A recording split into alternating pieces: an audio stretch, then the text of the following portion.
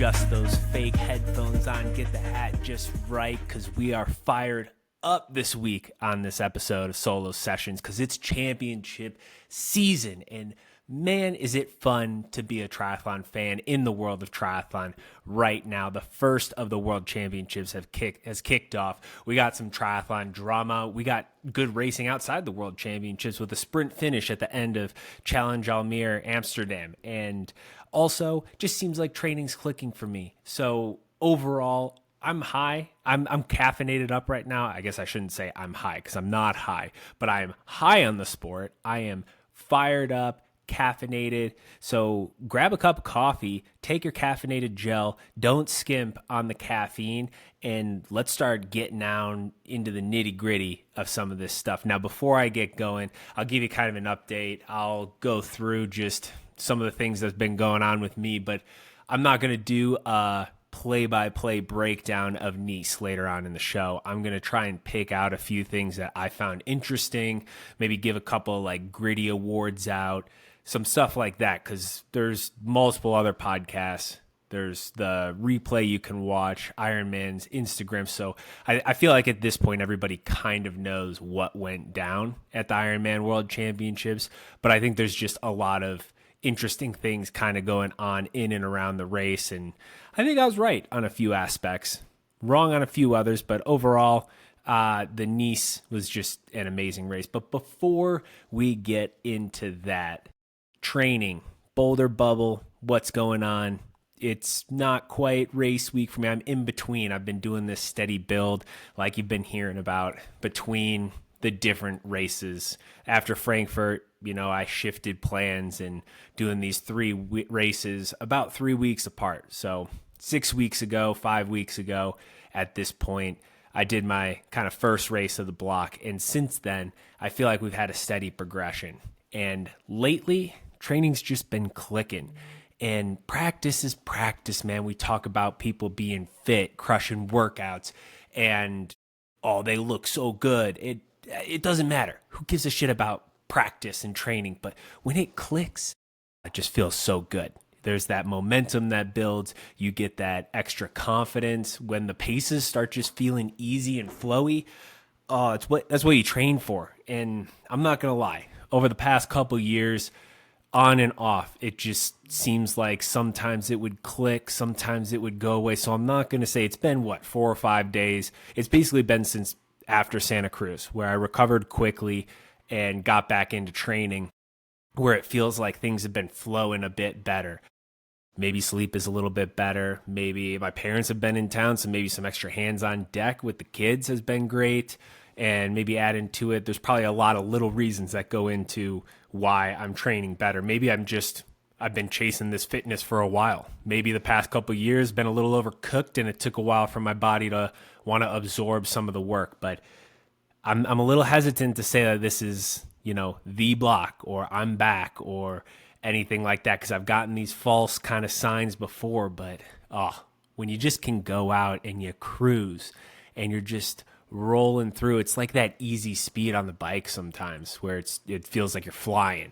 You feel that in the pool, you feel it on the run, and even if you're tired in between, you just get into it and you click off these workouts. And I was doing some 2K, 1K repeats where it was on the road running, and I guess I want to talk about the pace. It was supposed to be about marathon pace, but I definitely went faster than goal marathon pace on those 2Ks. And the 1K, you hit kind of threshold. And I'm by no means, the best runner in the sport, but I was feeling really cruisy at, 5:20 mile pace, which I was having trouble holding myself back. When you're running for a 2:30 marathon, you need about 5:42-ish per mile.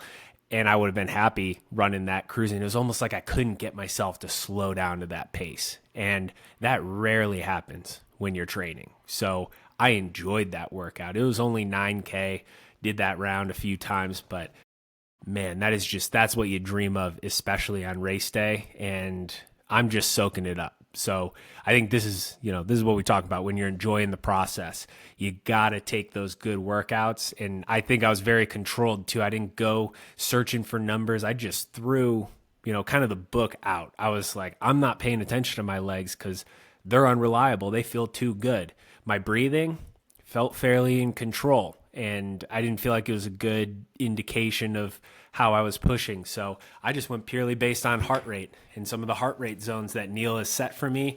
And that I felt like was a really good gauge. And, training is always this moving target where some days you got to just grind it out. And those paces are going to feel hard, or the heart rate isn't matching. And that's why we use multiple different data points, because if you get one that feels kind of unreliable, you can fall back to another and still get the workout in. So crush some running, crush some riding. Like, it just feels like it's coming easy. And the swimming's been going great too. I mean, a lot of this has been some solo missions, despite being close to the Boulder bubble and messaging with some guys and trying to meet up.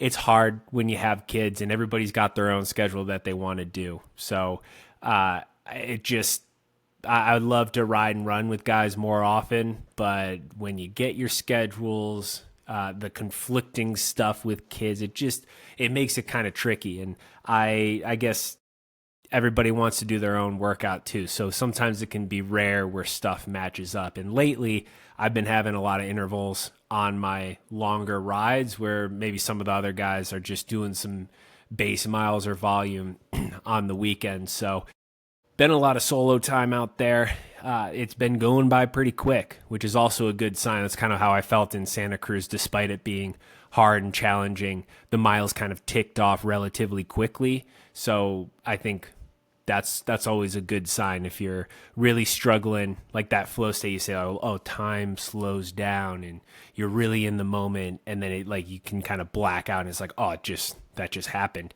There's that opposite of that where like time slows way down, and it's like running on the treadmill or on the trainer sometimes where you're like, oh, I feel like I've been riding for 35 minutes, and you look down and it's been 35 seconds. You're like, oh man, this is going to be a long one. This is going to be a long day. So those solo missions has been good to just kind of execute, been having some good balance overall. And yeah, I guess the main kind of time when you meet up, Julie's swim has been a lot of fun lately.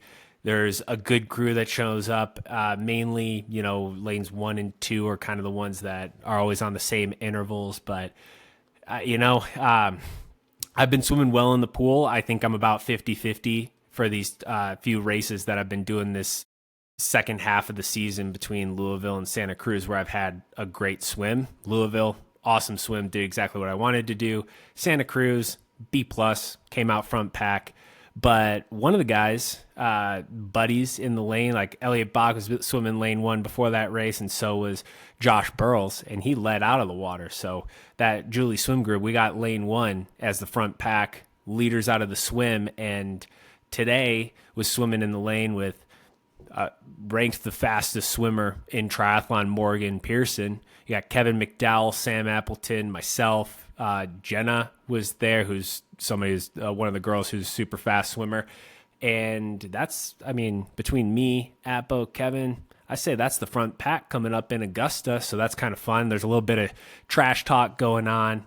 Everybody's giving each other a little bit of shit back and forth between, what the intervals are. There's different paces for L2, tempo, sub-threshold, threshold, and everybody has their own paces that they kind of go. And the lane is relatively similar in ability. So if somebody's going a little faster, kind of gets some shade thrown at them. But if people are dropping off the back too, that opens you up for a little bit of banter as well. So it's kind of good. Everybody holds each other accountable to make sure we do the workout correctly, but also we have some fun with it and get 5K in every time you go swim there. Today we just ripped it off. Like, we did almost 5K in about 70 minutes, short course meters, and that's with a relatively relaxed warm-up. The main set was 4K, and most of it just steady swimming. So I felt like it came pretty easy to me overall. Like I said, I've been feeling strong and body's been absorbing the work. So that's always been the tricky part, I think. Like, when you work hard, you want to be able to absorb it all and do the next workout. That's what we talk about when we're doing consistency and stacking these days.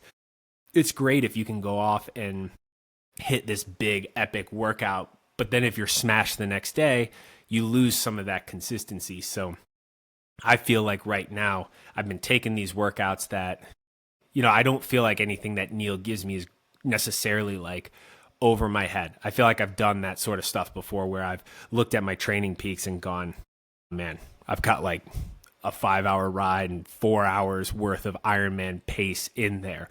And that's almost, it's hard to sustain some of that. And that's where I feel like I've finally started to find some of that portion where Neil could throw almost anything at me and I could handle it and keep training, keep going, absorb that work. So that's been awesome to see because it's also great timing with being 7 weeks out from Marbella. This is kind of perfect timing. This last race in Augusta is, I think, going to hit super well and be able to launch me into a great training block. So will all of this training that I've been doing and clicking on show up in Augusta? I don't know.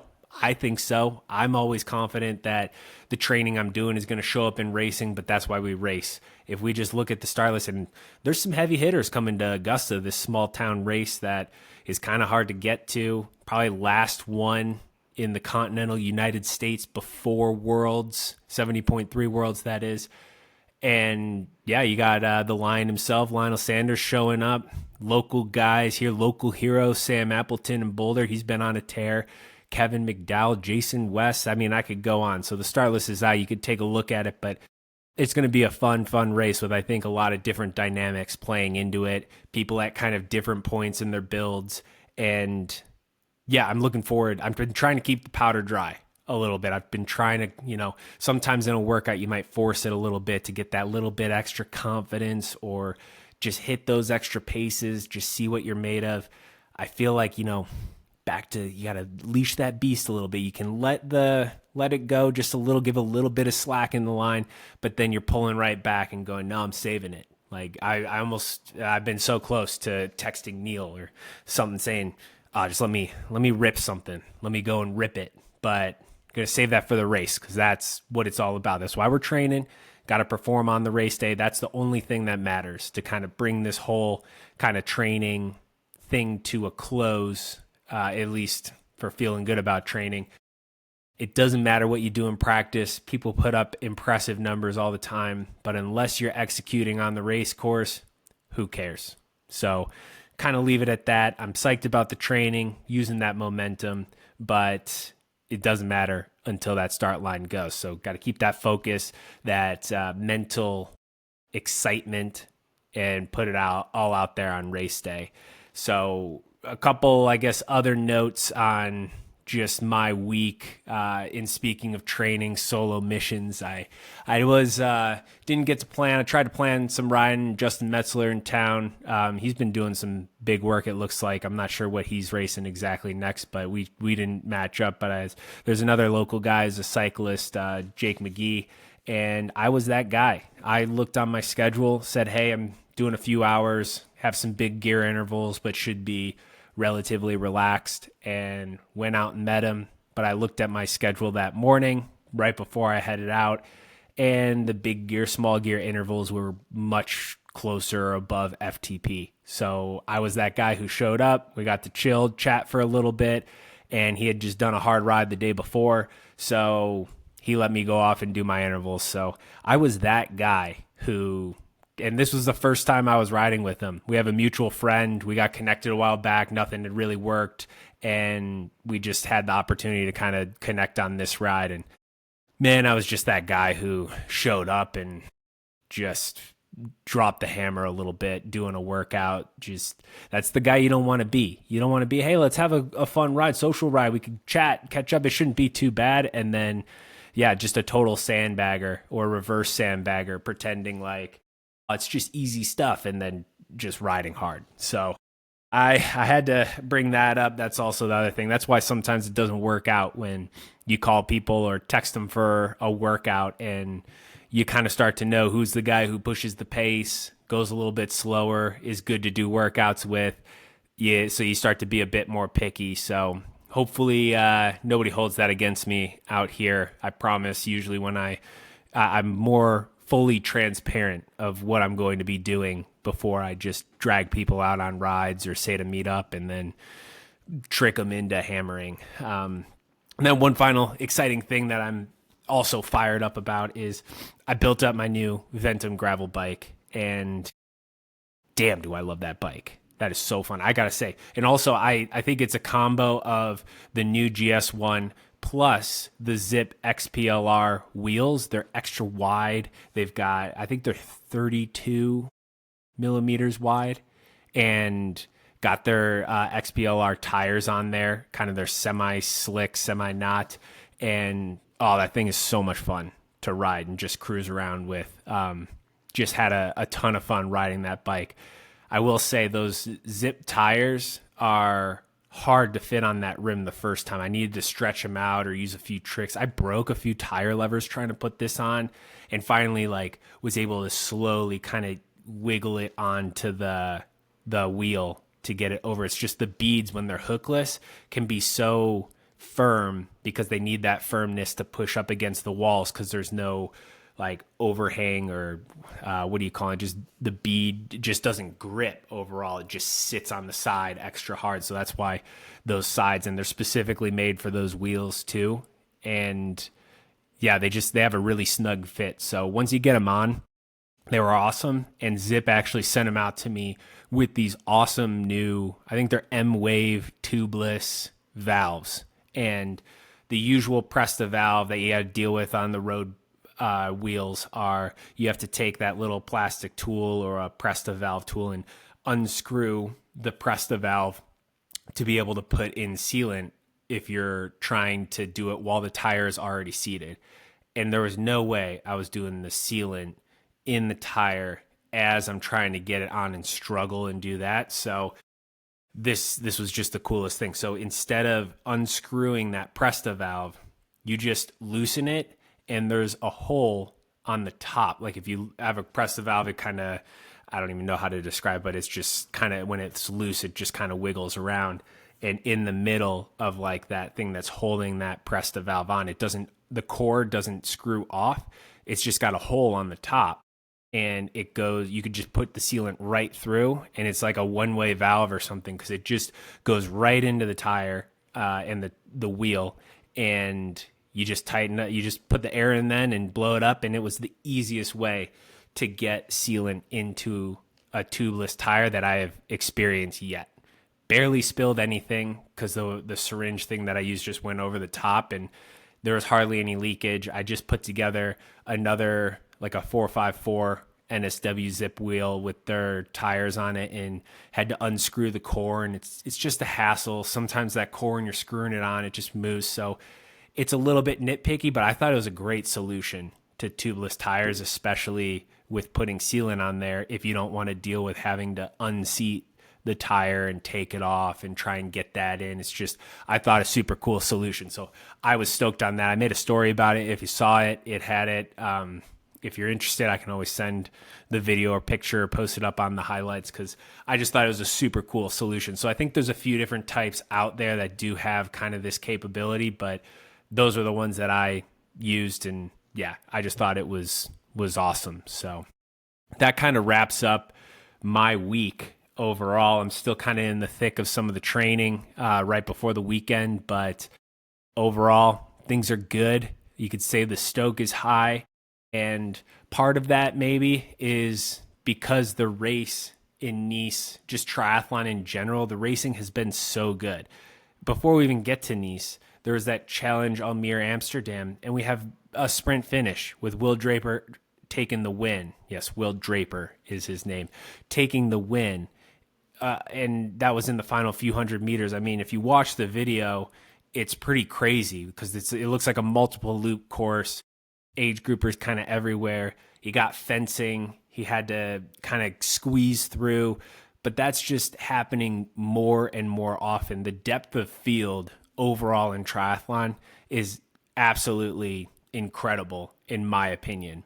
I think that the top is elevating, and we're seeing a new level every year when we race. But one of the craziest things, I think, is just all of those gaps are being filled up on the men's and women's side. So instead of one person going off the front and just being incredible and putting on this display of force, we have 4, 5, 6 guys, or in even a couple guys at smaller races. And I could use Augusta for an example. That is a small time race, non-pro series, not even a higher prize purse like a comparable one to a pro series. Like Santa Cruz had a bigger prize purse than Augusta does, but because of where it's positioned in the season, guys, maybe not getting to race as much as they like or trying to pick up some good results, you get a really stacked field. And there's probably 5 guys on this start list, maybe 6 or 7, that have a chance to at least podium, if not win the race. So that's what's cool. Like Challenge Almere Amsterdam,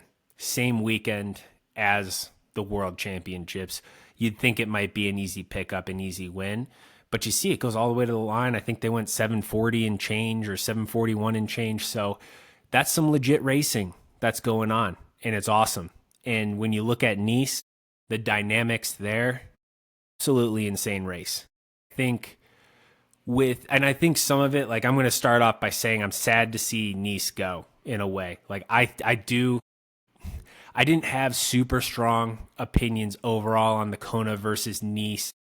The fan of the sport in me loved the nostalgic magic that Kona has and being able to make a move at the same place that Mark Allen and Dave Scott did, or have that tradition kind of like the Masters tournament does in golf. And the other part of me, though, does realize that it's not the most visually stimulating course all the time, or it's not as dynamic. And I think Nice just makes it easier to have a more dynamic race. Now I'm going to say the course in general, I've said it before, does not really matter for race dynamics. And before I even get into Nice, I'm going to talk about, last year's Kona versus Nice this year. People make the race. The racers make the race. Does it make it easier to have some of those race dynamics when you throw, 6,000 feet of elevation gain into a race? Sure. But we look at last year's Kona, Lalo going off the front. He pushed 400 plus watts, it seems like, for the first 20, 30 minutes to break up that race. Magnus and Christian Blumenfeld blew up on that bike. I was in that pack. I think I set a 70.3 power record to the top of Javi. That's halfway through the Ironman bike. And then you have multiple guys, like the race, aside from Patrick Lange last year, nobody really ran sub 240. And in fact, I don't think the marathon times, even historically, were like exceptionally fast. So to say that Nice this year, you could argue that it's a harder bike course, but we had 5 or 6 guys sub 240, and all 3 guys on the podium were sub 235. Frankly, that's what I thought we would kind of be looking at in Kona last year. But I just think if you want, you can make the Kona course a very hard bike, because it was last year. Like I said, it's not as easy maybe as Nice, and it's not as scenic. You don't get those crazy epic shots of climbing up or descending a mountain.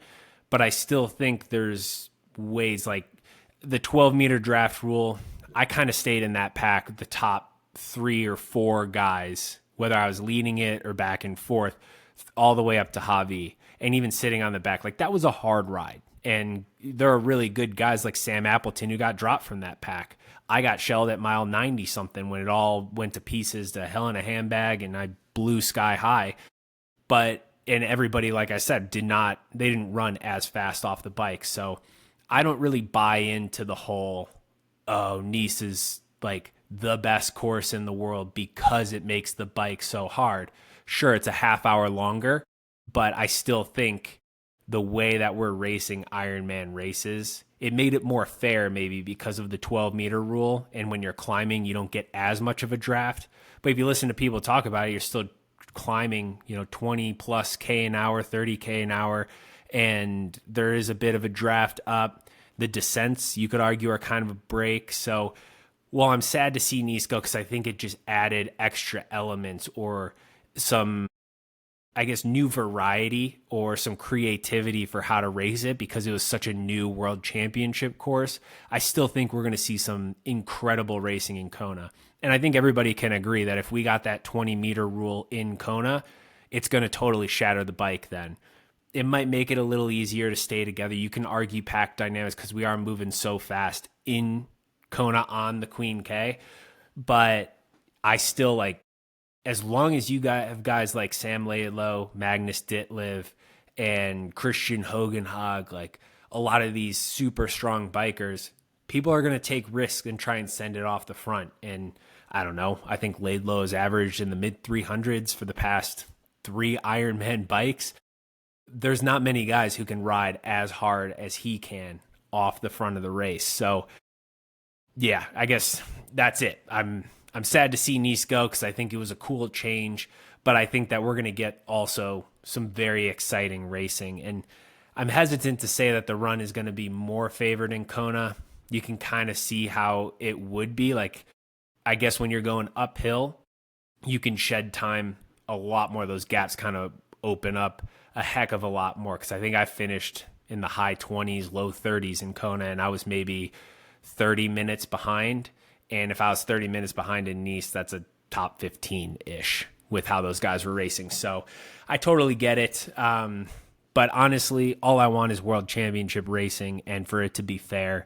And I think that's what we're starting to see, and for it to be exciting. Like, the best part of this race, okay, there's a lot of cool parts, but the most iconic part is those top 5 coming off the bike together, running that first 10K all in a line. That's incredible. Like, we haven't had anything like that at the World Championships in forever, or just period. Like, that's World Triathlon, ITU, Olympic style, or 70.3 style racing. Hell, even in 70.3 racing, how often do you get a pack of guys just running together and have it be strategic and kind of lead changes? And it was just absolutely insane. And every single one of those guys took a shot at the win. Some played a little bit patient. You know, Casper Storms just really, really patient. That guy is an incredible athlete. Not really surprising to me that he won. I did not pick him. I think I said in a comment somewhere, he's a very solid choice, but he has had such a good progression over the year, like 5th in Texas, 3rd in Frankfurt. And I rode with him for a majority, pretty much the entire bike in Frankfurt. I led for some of it and traded off with some guys. He kind of held back for the first hour. And he also put in some surges. And when those guys like Ditlev and Blumenfeld, Gustav, a lot of other guys caught us, he was right back up, positioning himself where he needed to be, and was just super strong and consistent. So I think it makes sense that we saw what happened play out. I don't know. It was just interesting to see. Like, he hung around. And he raced super smart. So we've heard that a lot on, watching other people, listening to other podcasts and that sort of thing. And I think the biggest thing is getting the most out of yourself. So if Christian and Gustav, like, we'll take all the Norwegians for just an example. I thought it was interesting. Those guys traded some blows, or like Laidlow took out the run with Martin Van Riel. Like, those guys kind of knew on paper that the Norwegians could run faster, but to put pressure on them is the only way to really beat them. So I put pressure on them where they needed to right out of transition. And then when they're there, like, I ran toe-to-toe with Christian in 70.3 Worlds in 2022. My whole theory of that whole race was, if you let him control the pace, he's going to feel comfortable. So you take the lead and try and make him feel uncomfortable. The risk is that he's feeling comfortable running on your shoulder. So, but if you just wait, I just feel like when they have full control, they're super hard to beat. It's like you have to take them out of their element, almost like Kona last year. Like, Christian was trying to juggle a bunch of things, had some stomach issues. He was out of his element a little bit, overextended. But this year, I think Casper was in his element. He let everybody else make the moves, take it, knew the abilities pretty intimately of his training partners, and just trusted his steady pace. And when he went, I feel like he just took off. Like, he made his move, and I swear on the tracker I saw like 320K pace or something, or 325K pace, which I was like, damn, that's flying. And I know he ran a super steady marathon overall. And to do that, you almost have to make a little bit of a move midway through the run. So I thought that was interesting. I think I don't want to get into all of the triathlon drama that's going on between equipment choices and stuff like that. I just found it interesting that he wasn't running in the Pumas, because having talked to him in Frankfurt, I thought he really enjoyed running in those. So to make a switch was interesting to see. And, I think equipment choice, there's a personal aspect to it where you pick something that you feel most comfortable with. So there's just this like quantitative versus qualitative, or subjective versus objective when you're trying to pick gear. So if he's choosing shoes, there's part of him that just feels good in them. And then the other part is they might have some protocol to test those shoes. Speaking from my experience, like I have 2 different super shoes to choose from in Hoka, and I put them head to head in various workouts, and it can change based on if you're fresh and you're running the workout fresh, just straight up, or if you're off the bike and you're fatigued and you're trying to have form. I think where the super shoe foam is placed, where you have like how your foot strike is, just all the fatigue, all of that different stuff plays into how am I going to choose those shoes and how are they best work for me. So I've even heard, I think Yeli Geens talk about it on their podcast, just he ran really well in one of his pair of super shoes. And I think he's same as the other Norwegians with On. And he just didn't want to switch necessarily because he just had a bunch of good results in one of the shoes. So some of it's a little bit, like I said, a little subjective, and then you test them head to head for a little bit of objectivity. And it's the same way as, choosing different wetsuits. Like at DeBoer, I have a couple different wetsuits I've been able to choose from over the years. And I mean, you can't tell me that different wetsuits don't feel different on you. You get a little bit of more buoyancy, or bikes, even just the geometry of it, how the aerodynamics. So each picking your equipment overall is really pretty interesting. And we saw a lot of cool equipment being tested out, I guess, in Nice, which is also going to be, I think, a huge thing in Marbella with just how much climbing there is overall, where watts per kilogram really start to matter because you're going uphill so much. So the bikes without the paint, finding lightweight pieces, guys trying to get, lean and ride that edge a little bit, all of those things contribute to your performance, which is just measured in percentage points. Like Casper won by a very small percentage in comparison to the whole day. So do you start to look at with Christian Blumenfeld, he went in as a heavy favorite. I think he was aggressive throughout the race, but that's just how he races. I think there's some aspect to it too. He was dominant all year. There wasn't that same progression maybe that Casper and Gustav had, where they worked their ways. Like Gustav was further back in Texas than Casper, and he was right behind Casper in Frankfurt. So there's that steady kind of progression. The form comes together, and then at the World Champs, you kind of see the main peak. Christian, I guess you could beg the question, like, was he just too consistent all year where his peak wasn't big enough? Or do you think that maybe some of those Ironman performances took a couple percent out of him and he showed up, maybe his tank was 98.5% full, but Casper and Gustav's were 99.5% full? Because I mean, that's just something that I feel like I've experienced with racing, is if your tank is even a little bit off, we're talking about small margins, and then stuff adds up over the day.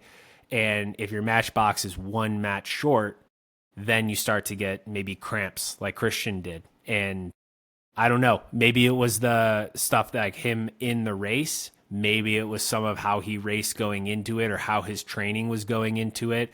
There's so many different things that add up, but that's just the amazing part of a one-day world championship is it's not just the one day that makes the champion. It's how everything adds up, and you need to have it all line up correctly. You could argue that some of that is luck. Some guys pulled up sick before the race, and some guys had some mechanical issues, a crash, stuff happened that had never happened before. But to have it all line up, there's also a famous quote of like, I make my own luck. So it's just something interesting to kind of look at. And I would say it's almost poetic the way that Casper Storns went out and run that race. And I think his name is, it might be pronounced, I'm not pronouncing his last name correctly, but overall, like just his progression throughout the years, almost textbook, where he went in not fully fit or not at his peak in Texas, but by the time the world champs came around, runs a 229, probably second or third time sub 230 has been shown in an Ironman. So, and at the world champs on arguably one of the harder Ironman courses, I just think that's awesome. And the other guys, everybody's going to be going back and looking at the lead up, maybe why there was cramping going on, a crash, loss of concentration for a minute. And that's what's great, because I think nobody really had Casper, but when you're just able to execute like that, it makes for such a good race. So I don't have the answers. I think I have a hard time sometimes wondering. I was talking about how my training is clicking. I could give you 10 reasons maybe why, but are they all correct? I don't know. But that's why you analyze, you try and answer a lot of the questions. And I think that's what we're going to see next year from a lot of people who chase the Pro Series and tried to get in a lot of racing. Because this was actually something that I had to make a decision of as well. I didn't get my slot all the way up through Frankfurt. Gave it 2 shots at an Ironman, came up well short each time. Had the opportunity to go to Lake Placid to try and get it again. I decided for a couple of reasons it wasn't worth it. One, I'm not 100% positive that I would have been fit enough at the time, recovered enough to actually get a slot, because that's still a very competitive race. But secondary is I wasn't confident that going to that race, recovering, and then trying to peak for Nice would have given me a quality shot at competing with those guys in general. And we saw that with a few people who had done multiple Ironmans. And I think Christian Hogenhag, incredible racing up through Lake Placid. Like the dude, he had a podium, I think, at every single race or close to it. Was second in Frankfurt. I think he was set third in Lake Placid, and then Swansea. I forget if he was podium or not, but those were 3 races in a row in that lead up to Nice that probably took some out of him. That's where you might show up on the start line. He just had a kid as well, which takes energy and time and everything. But you look at just the racing, I was hesitant to say anybody who raced within a month. You could even extend it out a little bit, but within a month of Worlds would really be competing for the win or top 5, because you go into an Ironman or a World Championship just with your tank a little bit empty, like just a little bit off the top, and that puts you at a disadvantage. The same way, now if you take racing, it takes like a quarter of your tank, then you're going to have a major blow up. So that, I think, overall was really interesting to see. And we had a couple guys who overcame, I think, something just that you wouldn't have guessed. And it shows the strength. And it's honestly not scary, but it's going to be impressive when they put stuff fully together. And they got another year to figure it out for Kona. But Laidlow getting the back cramps or hip cramps in the swim, and not putzing around, but just not, like, he struggled with trying to drop out or not for the second half of the swim and then maybe the first bit of the bike, but still came away with the fastest ride of the day. That is going to be interesting for Kona next year. I think we're going to see a couple guys sub 4 hours at least, because he did that, and he said he had maybe had some nutrition issues, or he didn't. From my understanding, it didn't seem like he felt he overbiked Kona, and I think we could probably see that from some of his rides this year. Just some really, really strong riding. And Matthew Marquardt had cramps at the beginning of the bike, and then also hit the deck at some point in the final 10 to 15 miles, and still gets 8th. And even Patrick Lange, not having the ride that he wants and running a 2:31 marathon for 9th. Those guys get some grit of the day awards, because to overcome that and still have some really impressive splits and results shows, I think, some extreme strength for the first two guys on the bike, and then Patrick just resilience on the run to just mow people down. So that I thought was super cool to see, and just interesting from the standpoint of we always expect guys to be at their best. At least I do for when I'm competing against them, so there's no surprises.